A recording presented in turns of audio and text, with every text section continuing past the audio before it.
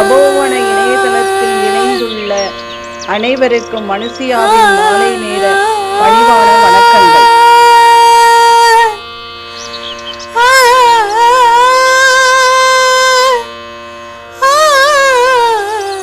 ஞாயிற்றுக்கிழமை தோறும் நமது தபோவன கலை நிகழ்ச்சிகளை நாம் எல்லோரும் கூடி நடத்த முடியாத காரணத்தால் இந்த இணையதளம் ஜூம் நமக்கு ஒரு வரப்பிரசாதமாக அமைந்துள்ளது.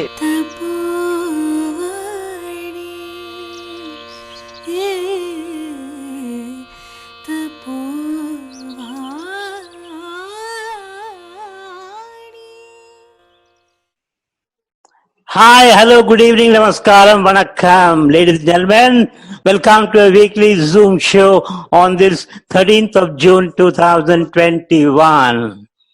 Last week we had a very excellent session with Dr. Republica, who gave us a lot of advices and ideas how to keep ourselves safe and secure. She told us what we are all supposed to do. She also told us what we are not supposed to do. So we keep us safe and sound. One important exercise which she told us, which was very, very simple to increase the oxygen saturation, was to kavundu padunga. கவுந்து படுத்தா oxygen saturation increase ஆகும்னு சொல்லியிருக்கா. Hope we are all doing it. Let's continue to do it. So this evening's program, we have a prayer to be sung by Mrs. Nirmala Gopalakrishnan, followed by Mr. Subramaniam taking over for his Parankadai series. In fact, he started the series long ago, but still we are just trying to reach the target. The suspense keeps on increasing every episode. We are still unable to know அந்த ராஜகுமார் எந்த ராஜகுமாரை விரும்பினான் கல்யாணம் பண்ணிக்க ஆசைப்பட்டான்னு தெரியல. In fact கதையில வர மந்திரி புத்திரனுக்கு கூட தெரியல எந்த ராஜகுமாரை கல்யாணம் பண்ணிக்க போறான்னு. Hopefully today's episode will take us one step towards solving the suspense. Then we'll wind up the show with a vote of thanks we proposed by Mr. Sampath Kumar. Okay, ladies and gentlemen, let's set the ball rolling. First up, prayer by Mrs. Nirmala Gopalakrishnan. Nirmala Mami, go ahead.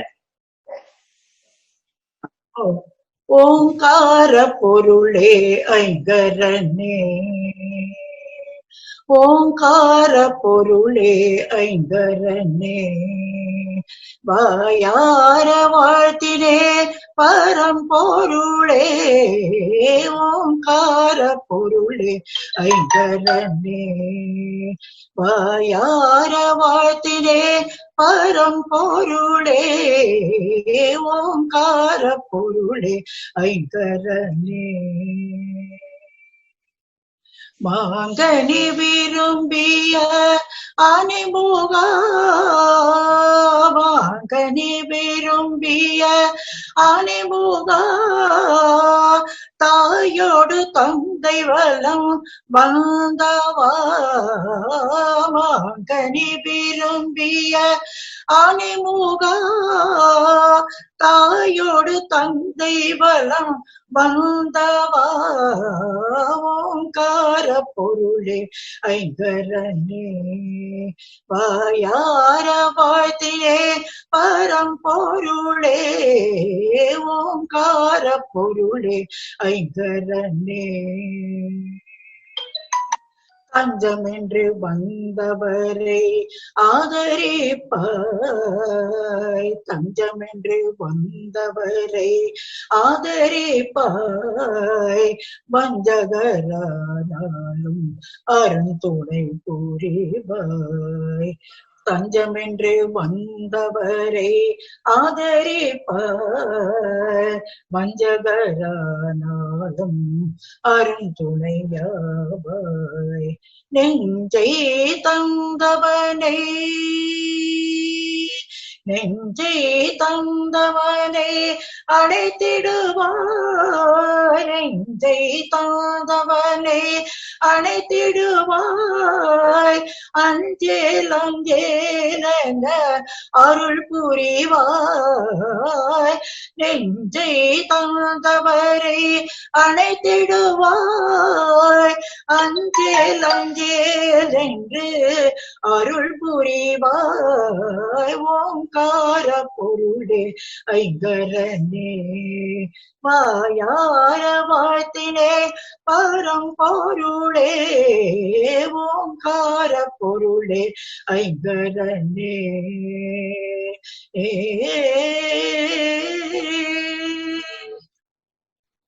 Thank you, Nirmala Mami. That was a soulful rendition invoking the gods and goddesses, which we need to do every day, more so during these pandemic times. Now we move into the second session. Mr. Subramaniam takes over the floor. Sir, the floor is all yours. So, Nayas, let us take a short break over here. We have more on the other side. Stay tuned. கேட்டுக்கொண்டிருங்கள் radio தப்போ. நிகழ்ச்சிகளை தொடர்ந்து கேட்டு மகிழ www.i-radiolive.com உடன் இணைங்கள்.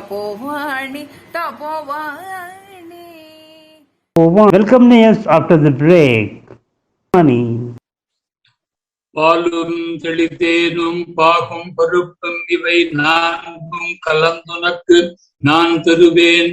கோலம் செய் துங்கக் கரிமுகத்து தூமணியே நீ எனக்கு. சங்கத்தமிழ் மூன்றும் கல்லார்க்கும் கற்றவர்க்கும் களிப்பொருளும் களிப்பே. காணார்க்கும் கண்டவர்க்கும் கண்ணளிக்கும் கண்ணே. வல்லார்க்கும் மாட்டார்க்கும் வரமளிக்கும் வரமே.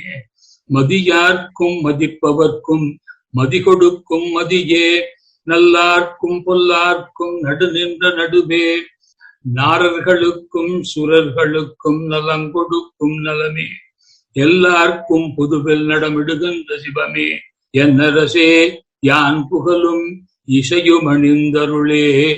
பச்சை மாமலை போல் மேனி பவளவாய் கமலச் செங்கண் அச்சுதா கமரர் ஏரே. ஆயர்தன் கொழுந்தே என்னும் இச்சுவை தவிரையான் போய் இந்திர லோகமாளும். அச்சுவை பெரினும் வேண்டே அரங்கமா நகருளானே. அஞ்சிலே ஒன்று பெற்றான் அஞ்சிலே ஒன்றை தாவி. அஞ்சிலே ஒன்றாராக காரியத்தாக ஏகி.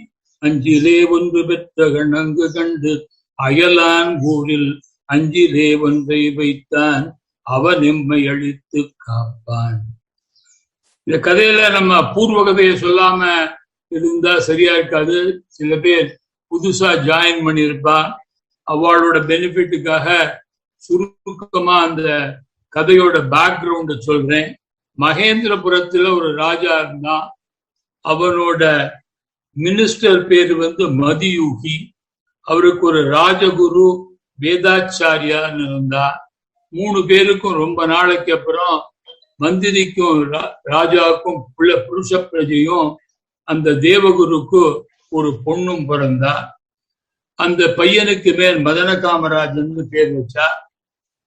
மந்திரி குமாரனுக்கு பேர் புத்தி சாதுரியன். அந்த பொன் பேர் காமினி. அவ வளர்ந்து இருக்கிறப்ப காமினிக்கு மதன காமராஜனை மேல பிரியா இருந்தது. ஆனா மதன காமராஜன் நீ என் குரு புத்தின்னு கல்யாணம் பண்ணிக்காதனால ஒரு நாளைக்கு அவன் தவறான முறையில நடந்துக்க முயன்றான். அவன் அப்பாட்ட சொல்லி அவனை தேசம் கடத்திவிடதா. அவன் மந்திரி குமாரனோட போய் தூரத்துல போயிட்டு இருக்கிறப்ப ஒரு கோயிலுக்கு போறான். அதுல 2 பொண்களோட படத்தை பார்த்து மயங்கி விழுந்துடலாம். அவனுக்கு ஒரு பொண்ணை பிடிச்சிருக்கு, அவளை கல்யாணம் பண்ணிக்கோங்கிறது மந்திரி குமாரனுக்கு தெரிஞ்ச உடனே அவன் அவங்கயே அந்த ட்ரஸ்டியோட பார்த்துக்க சொல்லிட்டு இவன் அவரை தேடி போறான். போயிருக்கிறப்ப ஒரு நாட்டுக்கு போய் அந்த ராஜகுமாரிகள் 2 பேரும் தான் அந்த படத்தில் இருக்கிறவான் தெரியறது. அது சிவனோட அருளால அவ 2 பேரையும் கல்யாணம் பண்ணிட்டு அவங்க ஒவ்வொரு நாள் ராத்திரியும் ஒவ்வொரு ராஜகுமாரி வரா. இவனுக்கு ராஜகுமாரன் எந்த பொண்ணை விரும்பினான்னு தெரியாததுனால அவளுக்கு ஒரு கதை சொல்லி ஒவ்வொரு நாள் ராத்திரியும் போக்குறான். 6 நாள் ராத்திரி நம்ம கதையில இதுவரைக்கும் ஆயிடுச்சு. இப்ப 7வது நாளைக்கு மூத்த சகோதரி அவனோட பஞ்சனைக்கு இருக்க வரா. அப்ப அவள்கிட்ட சொல்றான், அவன் நீங்க பழையபடி எனக்கு கதையெல்லாம் சொல்ல முடியாது, நம்ம இல்லற சுகம் அனுபவிக்கணும் அப்படின்னு சொல்லா. அதுல ஒன்றும் ப்ராப்ளம் இல்லம்மா, உனக்கு 3 கதை இது வரைக்கும் பிடிச்சிருக்கு, நான் இன்னொரு கதை சொல்றேன், உனக்கு நடுப்புற பிடிக்கலன்னா நிறுத்திடு, நம்ம அதுக்கப்புறம் சுபிச்சு இருக்கலாம், கதை நல்லா இருந்ததுன்னா கேடுன்னு சொல்லலாம். அவளுக்கு 3 கதை கேட்டு ரொம்ப ஒரு சுவாரஸ்யமா இருந்ததுனால அவ 4வது கதைய சொல்லுங்கன்னு சொல்லி அவனை சொல்றா. மந்திரிகுமாரன் 4வது கதையை ஆரம்பிக்கிறான். இங்கதான் நம்ம செட்டிங் ஆரம்பிக்கிறது. அங்க அமராவதியில அமரேசன் ஒரு ராஜா இருக்கான். அவனுக்கு மந்திரி மதியூகின்னு இருக்கான். இந்த ராஜா சொல்றான், ராஜா ராஜபுத்திரன் ராஜாவோட இன்னொரு ராஜாவோட பொண்ணதான் கல்யாணம் பண்ணிக்கணுங்கிற அவசியம் கிடையாது, எது நல்ல பொண்ணோ அவளை கல்யாணம் பண்ணிக்கணும் அப்படின்னு சொல்றான். இவா 2 பேருக்கும் ரொம்ப நாளா குழந்தைகள் இல்லாததுனால 2 பேரும் வேடிக்கையா பேசி இருக்கிறப்ப ராஜா கேட்கிறான், எனக்கு புள்ளையோ பொண்ணோ பிறந்து உனக்கு புள்ளையோ பொண்ணோ பிறந்தான்னாக்க நீ 2 பேரோட இதுவும் மாறி இருந்தன்னா நீ கல்யாணம் பண்ணிப்பியான்னு கேட்கிறான். அவன் மந்திரிகுமாரன் சொல்றான், கட்டாயமா உங்களுக்கு புள்ள பிறந்து எனக்கு பொண்ணு பிறந்தான்னாக்க கட்டாயமா பொண்ணை உங்களுக்கு, என்னோட பொண்ணை உங்க பையனுக்கு கல்யாணம் பண்ணி வைப்பேன்னு 2 பேரும் பேசிக்கிறா. கொஞ்ச நாள் ஆன உடனே அந்த மந்திரியோட மனைவியும் ராஜாவோட மனைவியும் கர்ப்பமாறா. 2 பேருக்கும் நாளடைவுல குழந்தை பிறக்கிறது. ராஜாவோட மனைவிக்கு ஒரு ஆமை குழந்தையா பிறக்கிறது. மந்திரியோட மனைவிக்கு ஒரு அழகான பொன் குழந்தை பிறக்கிறது. இது எல்லாருக்கும் தெரிஞ்சுடுறது. ராஜாவுக்கு ஒரு ஆமை பிறந்திருக்குன்னு தெரிஞ்சுடுறது. இது ரொம்ப நாளா இவன் ரொம்ப ராஜா வெட்கப்பட்டு இருக்கான். அவன் ஒண்ணுமே சொல்லல. இனிமே கல்யாணத்தை பத்தி பேசுறதுல என்ன அர்த்தம் இருக்கு அப்படின்னா, எப்படி இருந்தாலும் ரொம்ப நாள் நமக்கு பிறந்த குழந்தை இது, நம்ம இதை ஜாக்கிரதையா வளர்க்கணும்னு வளர்க்கலாம்.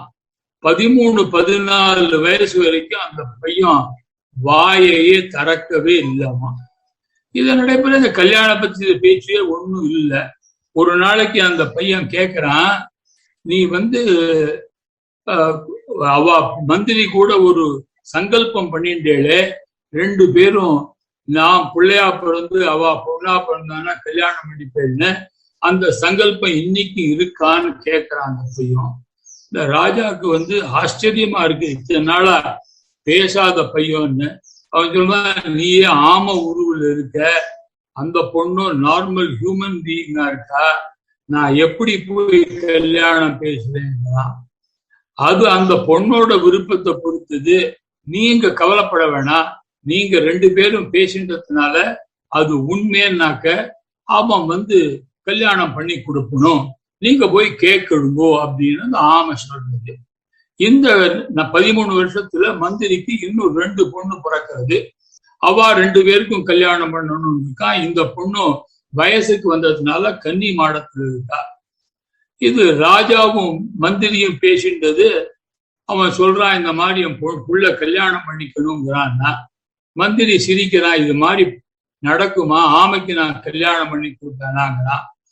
அந்த ராஜகுமாரி கேட்டு, அவ மந்திரிகுமாரி கேட்டு சொல்றா, அப்பா நீங்க அப்படி சொல்லாதவங்க, யாரா இருந்தாலும் நான் ஒரு இது வேணும்னு ஒண்ணு வச்சிருக்கேன், அதை எனக்கு யாரு கொண்டு வந்துக்கிறாளோ யாரா இருந்தாலும் அவளை கல்யாணம் பண்ணிட்டு நான் ரெடியா இருப்பேன். அந்த பொண்ணு சொல்றா, அம்மா நீ யோசிச்சுதான் சொல்றியான்னு கேட்கிறான். ஆமா நான் யோசிச்சுதான் சொல்றேன், எனக்கு தெய்வலோகத்துல இருக்கிற பாரிஜாத பூ ஒன்ன யாரு கொண்டு வராளோ அவர் யாரா இருந்தாலும் ஆமையா இருந்தாலும் புலியா இருந்தாலும் நான் கல்யாணம் பண்ணிப்பேன் அப்படின்னு சொல்றார். உடனே ராஜகுமாரன் இந்த ஆமையிட்ட சொல்றார். அந்த ஆமை சொல்றது, இது கட்டாயமா உறுதி தானா அந்த பொண்ணு சொன்னதுன்னு கேட்கறது. ஆமா அவ உறுதிதான், நீ போய் பாரிஜாத மலரை கொண்டு வந்தான்னாக்க கட்டாயம் அவ கல்யாணம் பண்ணிக்கதே சொல்லியிருக்கா அப்படிங்கிறான். அவன் சொல்றான், என்னை கடற்கரையில கொண்டு போய் தண்ணுல விடுங்கோ, அப்புறம் நான் பாரிஜாத மலரை எடுத்துட்டு வரேன், அது வரைக்கும் அவளை வெயிட் பண்ண சொல்லுமோ சொல்லிட்டு கடல்ல கொண்டு போய் விடுறான். அது 7 சமுத்திரத்தையும் தாண்டி உதயகிரிங்கிற ஒரு நாட்டுக்கு போறான். உதயகிரியில தான் காலங்காத்தால சூரியோதயம் நடக்கிறது. சூரியன் தன்னோட குதிரைகளை அருணங்கிற தன்னோட தேர்ப்பாக ஓட்டிட்டு அங்கேருந்து கிளம்புவோம். அது ஒரு பாதையில வந்து இருப்போம். இந்த ஆமை உருவம் உள்ள ராஜகுமாரை நம்ம வழியில படுத்துலாம். அப்ப அந்த குதிரைகள் தாண்ட மாட்டேங்கிறது. அருணன் எழுந்து பார்க்கிறான், ஏன் இங்க படுத்துன்னு இருக்கேங்கன்னா, எனக்கு இந்த மாதிரி நான் ஆமையா பிறந்திருக்கேன், எனக்கு சூரியனை கேட்கணும், ஏன் இந்த மாதிரி நான் பிறந்திருக்கேன்னு. சூரியன் ஞான திருஷ்டியில பார்த்துட்டு சொல்றார், அப்பா நீ போன ஜென்மத்துல ஒரு ரிஷி கைய நீட்டின்னு தபம் பண்ணிட்டு இருந்த, நீ அவர் கையில ஒரு ஆமைய வச்சுட்டு போயிட்ட, அதனால இந்த ஜென்மத்துல நீ ஆமையா பிறக்கிறது ஒரு சாபத்தை கொடுத்துட்டார், அந்த சாபத்தினால நீ ஆமையா இருக்கீங்கிறான். அவன் சொல்றான், நான் உங்களையே பார்த்துட்டேன், எனக்கு இந்த சாப விமோச்சனம் கிடையாதாங்கிறான். நீ என்ன பார்த்துட்டதுனால இனிமே உனக்கு ஆம உருவமெல்லாம் கிடையாது, உனக்கு சாப விமோச்சனம் ஆயிடுச்சுன்னு அவனை தன்னை போல வசீகரமா உள்ள ஒரு ராஜகுமாரனா மாத்துறான். நீ போப்பாங்கிறான். அவன் சொல்றான், எனக்கு ஒரே ஒரு வரம் வேணுமேங்கிறான். என்ன வரங்கிறான், நான் எப்ப ஆமையா இருக்கணும்னு நினைக்கிறேனோ அப்ப ஆமையா இருக்கணும், எப்ப நான் ராஜகுமாரனா ஆடணும்னு நினைக்கிறேனோ ராஜகுமாரனா இருக்கணுங்கிறான். சூரியன் சொல்றான், நீ இவ்வளவு தைரியமா 7 கடலையும் தாண்டி வந்து என்னோட வழியில வந்ததுனால அந்த வரத்தை கொடுத்தேன் உனக்கு, நீ போய் சௌரியமா இரு அப்படின்னு சொல்லிட்டு சூரியன் தன்னோட வழியில போயிட்டான். நான் இங்கேருந்து பாரிஜாத மலர் எடுக்க போகணுமேன்னா, இங்கேருந்து கொஞ்சம் தூரம் போனி அங்க ஒரு வனம் வரும், அங்க ஒரு ரிஷி இருப்பார், அவரை கீழ் உனக்கு வழி பிறக்கும் சொல்லிட்டு சூரியன் போயிடுற. அங்கேருந்து இவன் வந்து ராஜகுமாரனோட ரூபத்திலேயே அங்க போறான். அங்க ஒரு முனிவர் உட்கார்ந்து இருக்கார். அவர் ஒரு ஜாமத்துக்கு ஒரு தடவை தான் கண் முழிக்கிறவர். அவர் கண் முழிக்கிற வரைக்கும் காத்துன்னு இருக்கான். காத்துருந்த உடனே, எனக்கு இந்த மாதிரி பாரிஜாத பூ வேணும், நான் தேடின்னு வந்திருக்கேங்கிறான். அதுக்கு அவர் சொல்றார், இங்கேருந்து ஒரு கொஞ்சம் தூரத்துல இன்னொரு முனிவர் உட்கார்ந்து இருக்கார், அவர் 2 ஜாமத்துக்கு ஒரு தடவை தான் கண் திறப்பர், அவரை போய் கேளு அப்படிங்கிறான். சரின்னு அங்க அவர்கிட்ட போறான். அவர் 2 ஜாமம் வெயிட் பண்ணி இருந்த உடனே அவர் கண் திறந்த உடனே கேட்கிறான். அவர் சொல்றார், இங்கேருந்து 3 ஜாமத்துக்கு ஒரு தடவை கண் முழிக்கிற முனிவர் கொஞ்சம் தூரத்துல உட்கார்ந்து இருக்கார், அவரை போய் கேளுங்கிறான். ஆஷா ராமாயணம் அங்க போறான். 3 ஜாபத்துக்கு ஒரு தடவை கண் விழிக்கிறவன் முடிச்சு பார்த்து, நீ இவ்வளவு தூரம் வந்திருக்கிறப்ப உனக்கு நான் வந்து உதவி செய்யறேன் அப்படின்னு சொல்லிட்டு அவர் வந்து சொல்ற, இங்கேருந்து கிட்டத்தட்ட பல யோஜனைகள் தாண்டி ஒரு இடம் இருக்கு, அங்க ஒரு மரத்தடியில ஒரு பிள்ளையார் கோவில் இருக்கு. அந்த பிள்ளையார் கோவில்ல இருந்து கொஞ்சம் தூரத்துல ஒரு பொய்கை தடாகம் இருக்கு. அங்க தேவகுமாரிகள்லாம் அங்க நீராட வருவா. நீ என்ன பண்ணுன்னா அங்க போய் ஒளிஞ்சுண்டு ஒத்தியோட ஆடைய தூக்கிட்டு நீ பிள்ளையார் கோவிலுக்கு திருப்பி ஓடி வந்துடு. பிள்ளையாரோட கர்ப்பஸ்தானத்துக்குள்ள போந்து கதவை சாத்தின்னு அவ கதவை தட்டி என்னென்னவோ சொல்லுவோ, ஒண்ணுக்கு மசியாத. 2 விஷயத்துல ஒத்துக்கும். ஒன்னும் உனக்கு பாரிஜாத பூ வேணும், 2வது ஒரு விதமான சாபமும் உனக்கு நீ தரப்படாது அப்படின்னு வேண்டிட்டு அப்பதான் கதவை தரேன்னு சொல்லு. இல்லைன்னா அவ உங்ககிட்டேருந்து அந்த ஆடைய வாங்கிக்காம அவ திரும்பி தேவலோகம் போக முடியாது, அவ உனக்கு கொடுப்போம், நீ வாங்கிட்டு சௌரியமா போயிட்டு வாப்பா அப்படின்னு ஆசீர்வாதம் பண்ணி அமுச்சு விடலார் அவர். சரின்னு அங்க வரான். அங்க கோயில்ல இருக்கான். அங்க ஒரு நாளைக்கு அடுத்த நாளைக்கு அந்த பொய்கைக்கு போறான். மழை இருக்கான். அங்க நிறைய தேவலோக பெண்கள்லாம் நீராட வரா. திடீர்னு ஒத்தியோட ஆடைய தூக்கின்னு ஓடி வந்துடுவாங்க. அவளுக்கு தெரிஞ்ச உடனே பின்னாடியே ஓடி வரா. திரும்பி வராமையே வந்து பிள்ளையார் கோயில்களை வந்து கதவை தாப்பா போட்டு விடலாம். அவ என்னென்னவோ மன்றாடுறா. அவன் கதவையே திறக்கல. அவ கடைசியில கேட்கிறா, எப்பதான் நீ கதவை திறப்ப, என்னோட ஆடையை எப்ப கொடுப்ப, நான் வந்து திரும்பி போடுமேங்கிறா. அதுக்கு சொல்றா, நீ 2 எனக்கு சொல்லணும், என்ன ஒண்ணு நீ வந்து சபிக்க மாட்டேன், 2வது எனக்கு பாரிஜாத பூ குணுந்து கொடுப்பேன், இது 2 ஒத்துண்டாதான் கதவை திறப்பேங்கிறான். சரி கொடுக்கறேன்னு சொல்றான்.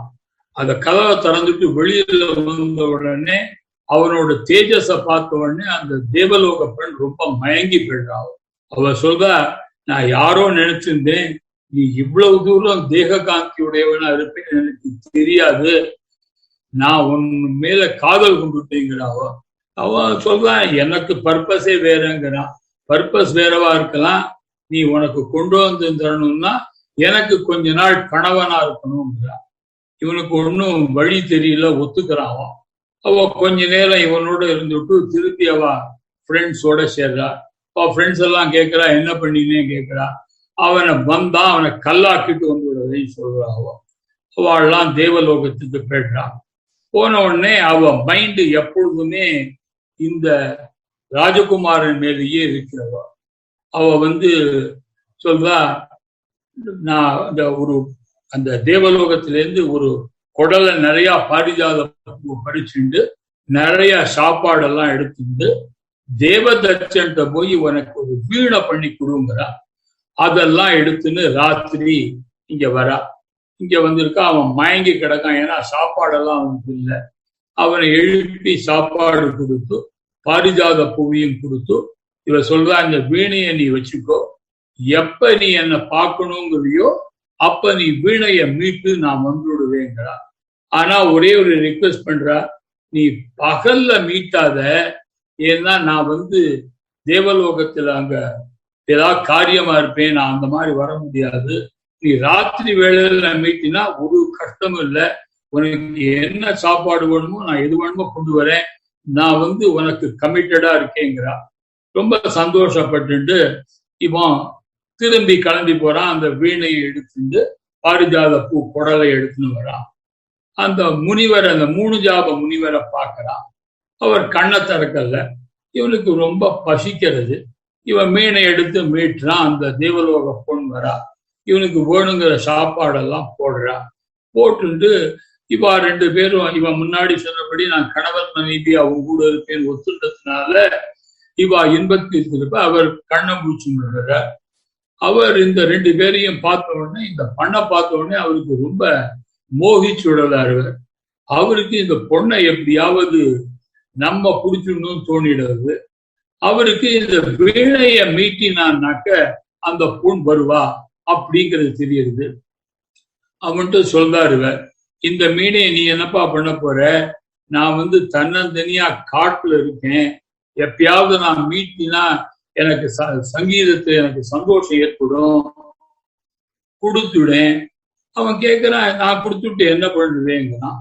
அவ உனக்கு ஒரு கயரும் தடியும் தரேன், அது நீ ஆயிரக்கணக்கான பேர் இருந்தாலும் இந்த மந்திரத்தை ஜபிச்சேனாக்க அவளை அடிச்சுட்டு உனக்கு ஜெயிச்சுட்டு வந்துடும், அந்த மந்திரத்தை உபதேசிக்கிறார். சரி, அவன் என்ன பண்றான், இந்த வீணையை கொடுத்துட்டு அந்த குச்சியையும் அந்த கயரையும் எடுத்துன்னு போறான். அந்த குச்சி வெளியில வருது. நீ ஏன் இந்த மாதிரி கொடுத்த, என்ன வருஷக்கணக்கா இவன் அடிமைப்படுத்தி வச்சிருந்தான், அவன் வாழறதுக்கே லாயக்கு இல்ல, முனிவன்னு சொல்லிட்டு அந்த தேவலோக பெண் மேல ஆசைப்பட்டு வீணைய கேட்டானே தவிர மீட்டுறது அவனோட பர்பஸ் இல்ல அப்படின்னு அந்த குச்சி சொல்றது. இதுக்குள்ள முனிவர் என்ன பண்றார், நம்ம பண்ணின தபத்துக்கெல்லாம் பலன் கொடுத்துன்னு இவர் வீணைய மீட்டுறதுக்கு தயாரா வர்றார். இந்த குச்சி அவனை போடுன்னு போட்டுட்டு வீணையை எடுத்துட்டு ராஜகுமாரன் திரும்பி வந்துடுறாங்க. இந்த வீணையும் இந்த குச்சியும் எடுத்துட்டு 2வது முனிவர்கிட்ட வரான். Same repeats. அவர் ஒரு பை கொடுக்கிறார் எக்ஸ்சேஞ்சுக்கு, அந்த வீணையை கொடுத்துடுன்னு. அந்த பைக்குள்ள நீ கைய விட்டு என்ன வேணும்னு நினைக்கிறியோ உனக்கு கிடைக்குங்கிறார். சாப்பாடா, பணமா, வைரமா எல்லாம் கிடைக்குங்கிறார். அதை எக்ஸ்சேஞ்ச் பண்ணிக்கலாம். இவரோட ஆசையும் தப்புன்னு அவரையும் அந்த குச்சியால கத்தம் பண்ணிட்டு ஒரு ஜாமத்துக்கு ஒரு தடவை கண்முழிக்கிற முனிவர்கிட்ட வரா. அவரும் இந்த ஸ்டோரி ரிப்பீட்ஸ் இட் செல்ஃப். அவர் அவனுக்கு ஒரு பறக்கிற செருப்பு கொடுக்கிறார் எக்ஸ்சேஞ்சுக்கு. எல்லாத்துக்கும் மந்திரத்தை கத்துட்டு அவ பண்றது தப்பு, அவ முனிவர்களா இருந்து தபஸ் பண்ணா அந்த ஸ்பிரிச்சுவல் லெவல்ல இருக்கணுமே தவிர்த்து இத பண்றது தப்புங்கிறது அவனும் உணர்றான். அந்த அந்த தேவ பொண்ணு உலகம் நீங்க பண்ணினது ரைட்டு தாங்கிறா. உதயகிரியோட எண்டுக்கு வந்து அவளோட வந்து சொல்லலாம், நான் கொஞ்ச நாளைக்குமா நான் வந்து என்னோட நாட்டுக்கு போகணும். ஆனா ஒண்ணு அவ சொல்றா, நீ தேவ மனுஷ பொண்ண கல்யாணம் பண்ணிக்கலாம், ஆனால் நான் உனக்கு பர்மிஷன் கொடுத்து அவளை மனைவியாக சம்மதிச்சாதான் அவ மனைவியா இருப்போம்.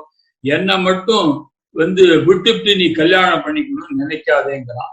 இவன் சத்தியம் பண்ணி கொடுக்குறான், நீ வந்து எப்ப ஒத்துக்கிறியோ அப்பதான் நான் மானிட பொண்ண கல்யாணம் பண்ணிப்பேன், உனக்கு கமிட்டடா இருப்பேன்னு சொல்லிட்டு சத்தியம் பண்ணி கொடுக்குறான். இந்த இந்த ஆமையோட்ட போட்டு இந்த சாமான்கள் மூணையும் அங்க வச்சுட்டு இவன் ஆமா மாதிரி வாயில கவ்விண்டு திரும்பி அவன் நாட்டுக்கு திரும்பி வரான். திரும்பி வந்த உடனே அந்த மந்திரி குமாரத்தி பாக்குறா. ராஜாவுக்கு ரொம்ப சந்தோஷம். அவ சொல்றா, நான் ஒரு பூ கேட்டேன், நீங்க ஒரு கொடலை பூ கொண்டு வந்திருக்கேள், உங்க சாகசத்துல எனக்கு சுத்தி, நீங்க ஆமையா இருந்தாலும் கல்யாணம் பண்ணிக்கிறேன்னு ஒத்துக்கிறாவோ. அந்த 2 பெண்களுக்கும் அவன் 2 மாப்பிள்ளை பார்த்திருக்கான் மந்திரி. அவ 3 பேருக்கும் கல்யாணம் நடக்கிறது. அவ 2 பேருக்கும் தூம்தாம்னு நடக்கிறது. இவனுக்கு ஆமைக்கு எப்படி கல்யாணம் பண்ணிக்க போறான்னு எல்லாரும் பாக்குறா. இவன் இந்த ஆமை என்ன பண்றது, இது குதிச்சு அந்த தாலியை எடுத்து வாயால கவ்வி கட்டிப்படுறது. அது எல்லாருக்கும் ஒரு மாதிரியா ஆச்சரியமா பார்த்துட்டு இருக்காத. சரின்னு தாலி கட்டின உடனே அவ வந்து இருக்கா. இவன் சொல்றான், நான் இங்கெல்லாம் போயிட்டு வந்தேம்மா, நான் உங்க கூட இருக்க முடியாத ஆமையா இருந்தாலும், ஏன்னா நான் அவளுக்கு ப்ராமிஸ் பண்ணிருக்கேன்னா, மீதியெல்லாம் சொல்லல, நான் ஆமையா கல்யாணம் பண்ணிட்டு ஒரு தெய்வ மாது உனக்கு பர்மிஷன் கொடுத்தா தான் நான் உனக்கு ஹஸ்பண்டா இருக்க முடியும். அவ சொல்றா, நீங்க வந்து எனக்கு மணாளனா கிடைச்சதே ரொம்ப நான் செஞ்ச பாக்கியம். இந்த மாதிரி பாரிஜாத மலரை கொண்டு வந்ததுக்கு ஒருத்தருக்கும் தெம்பு கிடையாது, நீங்க தான் கொண்டு வந்திருக்கேன். I am very proud of you.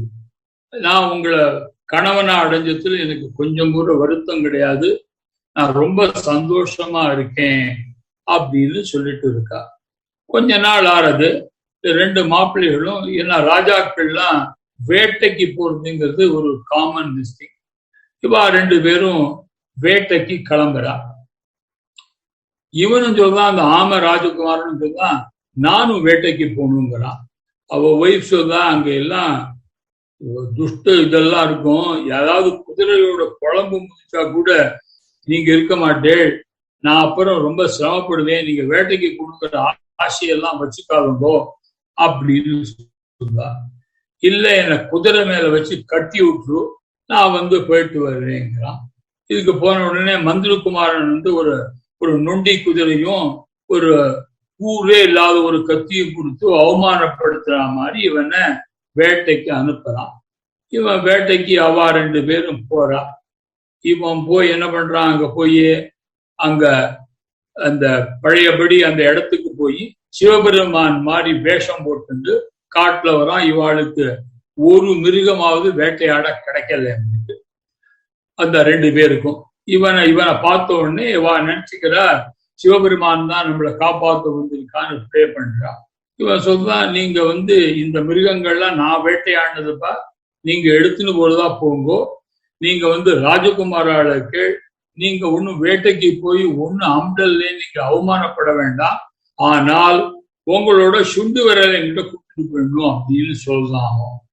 அவளுக்கு வேற வழி இல்லை, ஏன்னா புதுசா கல்யாணம் ஆயிருக்கு, வேட்டைக்கு வந்திருக்கா, ஒரு மிருகம் கூட இல்லைன்னாக்க அவளுக்கு மரியாதை குறைஞ்சு போயிடும். சுண்டு விரல் எங்கேன்னாக்க எங்கேயோ மாட்டினொடுத்தும் சொல்லிக்கலாம்னு வச்சுட்டு 2 பேரும் சுண்டு விரலை சாக்ரிஃபைஸ் பண்ணிட்டு அவள் எல்லா மிருகத்தையும் பெரிய பெரிய மிருகத்தெல்லாம் தாங்கள் வேட்டையாடி கொன்னதா அழைச்சுன்னு போறா. ரொம்ப அவளுக்கு வரவேற்பெல்லாம் நிறைய இருக்கு. ஒரு சில மணி நேரம் கழிச்சு இவன் 2-3 காடை கௌதாரிய புடிச்சுட்டு இந்த ஆமை இளவரசன் திரும்பி போறான். திரும்பி போறப்ப எல்லாரும் அவனை கேலி பண்றான். எல்லாரும் அந்த வேட்டையாடி வந்த மிருகத்தெல்லாம் சமைச்சு சாப்பிட்டு ஒரு விருந்து கொண்டாடுறதுங்கிறது ராஜ பரம்பரையில ஒரு வழக்கம். அவ அப்பா சொல்வா, மந்திரி வந்து அவ கொண்டு சொல்வா, உங்க ஆத்துக்காரர் கொண்டு வந்த காடை கௌதாரி எல்லாம் நீ அவருக்கு சமைச்சு போட்டு நீ சாப்பிடுமா, உங்க 2 பேருக்கும் தான் அவர் வேட்டை ஆடின்னு வந்த இதே காணும்னு கேலியா சொல்ற. அவ கவலைப்படல, அவ மாட்டுல இருக்கா. அவ 2வது கொஞ்சம் மாசம் ஆன உடனே அவ 2 பேரும் கிளம்பி போறா, வேட்டைக்கு திரும்பி போறா. அவ திரும்பி போன உடனே அதே மாதிரி எல்லா மிருகத்தையும் மறைச்சு விடுறான் அவனோட பவர்னால, அந்த தெய்வ சக்தியினால. திரும்பி பரமேஸ்வரன் மாதிரி வரான். அவன் சொல்லுவான், உங்களுக்கு நான் அருள் புரியறதுக்கு தான் வரேன்னு சொல்லுவான். அவளுக்கு கொடுத்து விட்டு, இந்த தடவை உங்களோட முத்திர மோதிரத்தை கொடுக்கணும்னு 2 பேர்ட்டையும் வாங்கிக்கிறான். 2 பேர்ட்டையும் முத்திர மோதிரத்தை வாங்கிட்டு அவளுக்கு பழையபடி மிருகங்கள்லாம் கொடுத்து அனுப்புறான். வழக்கம் போடு இவன் திரும்பி வரான். இப்படி நாட்கள் ஓடின்னு இருக்கு. இவனுக்கு வந்து புருஷ பிரஜையில ஒருத்தரும் ஆடுறதுக்கு ஒருத்தரும் இல்லைன்னு பக்கத்து ராஜாவுக்கு தெரிஞ்சு, ராஜாவும் வயசாயிட்டான்னு அவன் பக்கத்து ராஜா பெரிய படைய திரட்டிட்டு வரான். திரட்டிட்டு வரப்ப மந்திரி சொல்லலாம், அப்பா என் பையன் ஆமையா இருக்கான், ஒன்றும் பிரயோஜனம் இல்லை, நீ வந்து நீதான் காப்பாற்றணும்னு மந்திரிகிட்ட கேட்டுக்கிறான். அவன் மந்திரி சொல்றான், 2 மாப்பிள்ளையும் நீங்க போய் ஜெயிச்சுட்டு வாங்குறான். இவங்க 2 பேரும் கிளம்புறாங்க. இப்ப இந்த ஆமையும் சொல்றான், நானும் போயிட்டு வரேன், ஜெயிச்சுட்டு வரேங்கிறான். இப்ப அவனோட மனைவிக்கு ரொம்ப கஷ்டமா போயிடுது. அங்க நடக்கிற சண்டையில நீங்க எங்க போனீங்க, உங்களை யாரு கண்டுபிடிப்பா, நான் விதவியா போறதுக்கு ஆசைப்படல, ஒன்னும் வேண்டாங்கிறான். இல்ல நான் போய்தான் தீருவேன், நீ ஒண்ணு பண்ணு, நான் போயிட்டு வரப்ப 7 தொட்டியில நீ வெந்நீர் போட்டு வச்சிருக்கணும், நான் குளிக்கிறதுக்கு அப்படின்னு சொல்லிட்டு போறான். அவளுக்கு புரியல, அவ வந்து 7 தொட்டி வெந்நீர்ல எங்க குளிக்க போறதுன்னு நினைச்சுட்டு இருக்கா. இவன் என்ன பண்றான், அந்த சண்டை ஆரம்பிக்கிறப்ப அவன் பழையபடி அங்க போய் அவன் தடியை எடுத்துட்டு அந்த குரடை எடுத்துன்னு போயிட்டு வந்து அங்க சண்டைக்கு போறான். அவ 2 மாப்பிள்ளைகளும் சொல்லிக்கிறா, இந்த மாதிரி பரமேஸ்வரன் நம்மளை காப்பாற்ற வருவர் அப்படின்னு இவா பரமேஸ்வரனை ப்ரே பண்ணிட்டு இருக்கா. இவன் பரமேஸ்வரன் மாதிரி இப்ப எதுக்கு ப்ரே பண்ணல, என்ன எதுக்கு கூப்பிட்டேங்கிறான். இவன் உடனே இந்த மாதிரி படை வந்திருக்கு, நீங்க தான் ஜெயிச்சு தரணுங்கிறான். இவனோட தன்னை குச்சி எடுத்து போட்டு எல்லாரையும் அனுப்பிச்சுட்டு இவன் ஜெயிச்சுட்டு, நீங்க போய் ஜெயிச்சேன்னு ஊர்ல சொல்லிக்கோங்கோ அப்படின்னு போயிடுறான். இவன் ஆம உருவத்தோட திரும்பி அந்த மட்ட குதிரையில திரும்பி வரான். வந்த உடனே அவளை கேட்கிறான், நீ 7 தொட்டியில எனக்கு வெந்நீர் போட்டு வச்சுக்கிட்டான் கேட்கிறான். தயாரா இருக்குங்கிறான். சரி நான் குளிச்சுட்டு வரேன், அப்புறம் சாப்பிடுறேன்னு சொல்லிட்டு குளிக்க போறான். இவளுக்குதான் தோன்றதா, 7 தொட்டி வெந்நீர் ஒரு ஆமைக்கு இருக்குன்னு தோன்றதா. இவன் அந்த ஆமை ஓட்டை எடுத்து வச்சிருக்கான், குளிக்க போறான். அப்ப குளிக்க போன உடனே இவன் என்னதான் நடக்கிறதுன்னு தெரியலேன்னு அது வழியா ஸ்லிட் வழியா பாக்குறான். அவன் அந்த ஆமை ஓட்டை வச்சுட்டு அவன் குளிச்சுட்டு இருக்கிற அவனோட நல்ல ஒரு திவ்ய ரூபத்தை பார்த்துடுறான். இவருக்கு உடனே மகா கோவம் வந்துடுறது. அந்த ஆமை ஓட்டை எடுத்து எரிச்சு விடுறான். இவன் குளிச்சுட்டு வந்து தேடுறான், என்ன தேடுறேங்கிறான். என்னோட ஆமை ஓட்டை தேடுறேங்கிறான். ஆமை ஓட்டை எரிச்சுட்டேன், இத்தனை நாளா இப்படி இருந்து என்கிட்ட ஏன் சொல்லாம இருந்தேங்கிறான். ஒரு காரணமா தாம்மா, எனிவே உனக்கு தெரிஞ்சுடுது. இப்ப நாளைக்கு நம்ம வந்து சபைய கூட்டி எல்லாத்தையும் சொல்லிடலாம் அப்படின்னு இவன் ராஜா விட்டு சபையை கூட்ட சொல்றான். சபையை கூட்டின உடனே இவன் சொல்றான், இந்த மாதிரி நான் ஆமையா பிறந்தது, நான் முன் ஜென்மத்துல என்னோட செய்தினை, நான் உதயகிரிக்கு போனேன், சூரிய பகவானால இது கிடைச்சது. இப்போதைக்கு நான் வந்து அவளோட அடிமையா இருக்கேன். அவளை வந்து அவ பர்மிஷன் கொடுத்தா தான் நான் கல்யாணம் பண்ணிக்க முடியும். நீங்க வேணா அவளை பார்க்கணுங்கிறா. எல்லாரும் அவளை பார்க்கணும்னு உடனே அந்த வீணைய மீட்டினான். அவ உடனே வரா. அவ வந்து பார்த்துட்டு உடனே மந்திரி குமாரிகளுக்கு தோன்றது, இப்படிப்பட்ட ஒரு அப்சரசு பொண்ண கல்யாணம் பண்ணிட்டதுக்கு அப்புறம் என்ன கல்யாணம் பண்ணிப்பறா அவளுக்கு தோன்றது. அவ சொல்றா, நான் அப்சரசு தேவதம்மானா, நான் வந்து பூலோகத்துல இருக்க முடியாது. எப்படி இருந்தாலும் அவனோட ஒரு குவாலிட்டிஸும் கேரக்டரும் அவனோட குணாதிசயங்களும் என்ன ரொம்ப கவர்ந்து கொடுத்து அவன் என்னோட கணவர் ஒரு நல்ல ராஜாவா இருந்துட்டு நல்ல பூலோகத்துல வாழ்க்கப்படணும்னு ஆசைப்படுறேன். நான் அதுக்கு துணையா இருக்க முடியாது, நீயே அவனோட மனைவியா இருன்னு சொல்லிட்டு இவனை விட்டு கொடுத்துடலாம். அப்பதான் அவன் சொல்றான், நான் வேற யாரும் இல்ல, பரமேஸ்வரனா வந்தது நான் தான். இந்த பாருங்க, உங்களோட 2 விரலும் இந்த 2 மோதிரங்களும் இங்க இருக்கு. நீங்க வந்தேள், நீங்க ரொம்ப வீராப்பு பேசிட்டு சொல்ல வேணாம், சொல்லலைன்னா இதனால இப்படி இருக்கு. எங்க அப்பா அம்மா ரொம்ப கஷ்டப்பட்டா, அவ பண்ண பூர்வ ஜென்ம புண்ணியத்தினால நான் பழைய உருவடைஞ்சு இந்த ராஜகுமாரனா இருக்கு தகுதி அடைஞ்சுட்டேங்கிறா. எல்லாரும் ரொம்ப சந்தோஷப்படுறா. எல்லாரையும் விட அவனை கல்யாணம் பண்ணிக்கிறேன்னு சொன்ன மந்திரி குமாரிக்கு ரொம்ப சந்தோஷம். அவன் சொல்றான், இந்த மாதிரி அப்பா கொடுத்த ஒரு பிராமிஸ காப்பாற்றணுங்கிறதுக்காக நீ கல்யாணம் பண்ணிக்கட்டும் சொன்னதுனால்தான் வாழ்க்கையில எனக்கு பெரிய மாற்றங்கள் ஏற்பட்டதுமா, உனக்கு நான் என்றென்றும் கடமைப்பட்டிருக்கேன்னு சொல்றான். அதுக்கப்புறம் இவன் நன்னா ராஜ்யம் புரிஞ்சுட்டு இருக்கான். இதுக்குள்ள என்ன ஆயிடுறதுன்னா, ரொம்ப நாள் ஆயிடுறது, சூரியோதயம் ஆயிடுறது. மந்திரி குமாரன் சொல்றான் அந்த மூத்த ராஜகுமாரிட்ட, அம்மா பொழுது விடிஞ்சுடுத்து, நான் போய் சந்தியாவந்தனம் பண்ணணும், நீயும் உனக்கும் வேலை இருக்கும், நீ போய் பார்த்துட்டு வாமா, நீ போயிட்டு வா அப்படின்னு சொல்லிடலாம். அவ இன்னைக்கு ராத்திரியும் ஏதோ கதையை சொல்லி நம்மளை ஓட்டுட்டார், எப்படியும் நம்ம நாளைய ராத்திரி இவரை பிடிச்சிருந்தோங்கிற ஒரு சபதத்தோட போனதா இந்த கதை இருக்கு.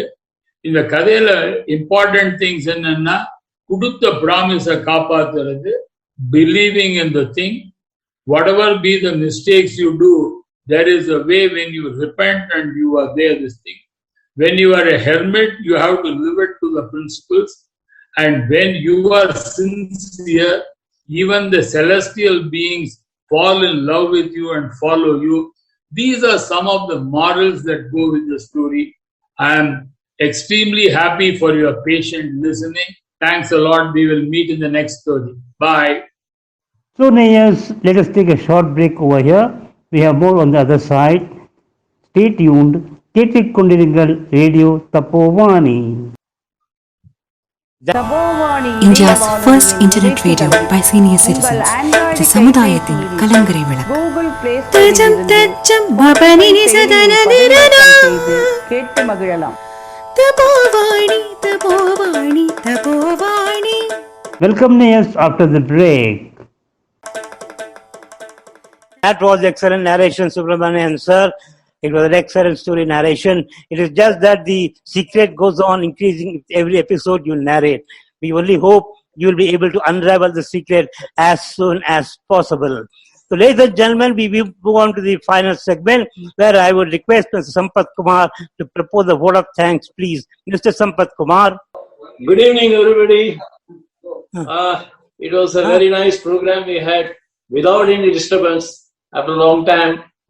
And one of the things is, let us thank now Madam Nirmala Gopalakrishnan for her nice opening action of singing a prayer song on Lord Vigneshwara, Lord Vigneshwara. And it was very nice.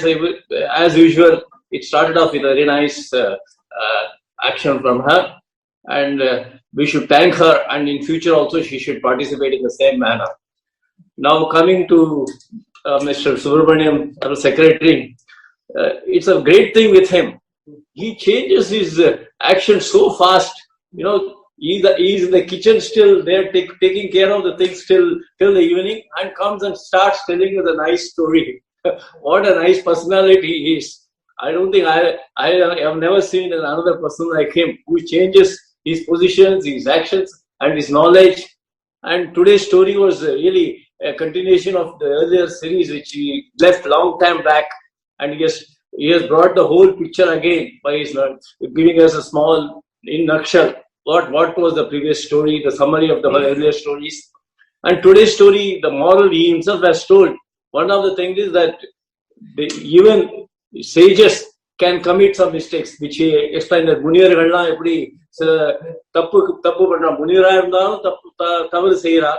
ஆனா அந்த ராஜகுமாரன் எப்படி கடைசி வரைக்கும் தன்னுடைய பிரின்சிபல்ஸோட is living towards that principle. At the same time அந்த ராஜகுமாரி ஒரு எவ்வளவு ஃபெய்த்ஃபுல்லா இருக்கா தன் கணவருக்கு, கடைசி வரைக்கும் அவ தன்னுடைய கருப்புக்காக அவ எவ்வளவு இதுவா இருக்கா அப்படின்னு ஒரு பர்டிகுலர் ஜீத்தோட, அதாவது நமக்கு இப்படிதான் இருக்கணும் லைஃப்ல அப்படின்ற ஒரு இன்டென்ஷன்ஸோட how she lives.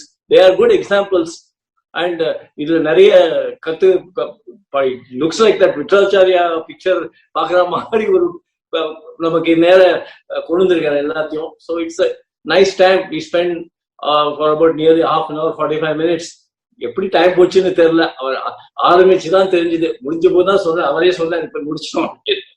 So it's nice. Thanks to him for the nice presentation. In future also you should do like this.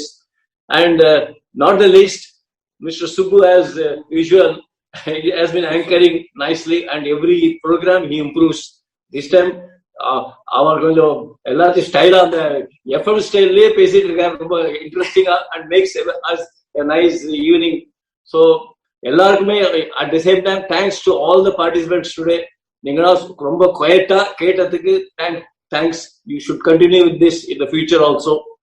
Thanks to everybody. Goodbye. Good night.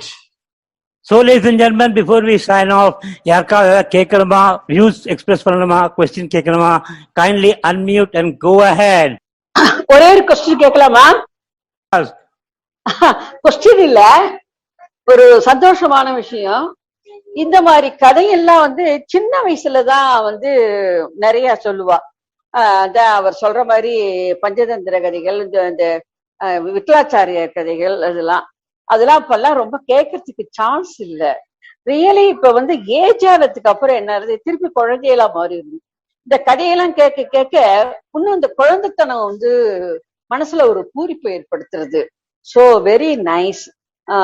அதான் சொல்ல முடியும். ரொம்ப பிரமாதமா சொன்னேன். Thank you. Okay, ladies and gentlemen, we come to the end of the show. Thank you very much, Nirmala Mami, for the wonderful prayer. Thank you, Subramanian sir, for the wonderful narration. Thank you, Sampath Kumar sir. Thank you, ladies and gentlemen, for joining the show. Until we join next year, next time, this is Subbu signing off. Wishing you all goodbye, good night, and Shubhratri.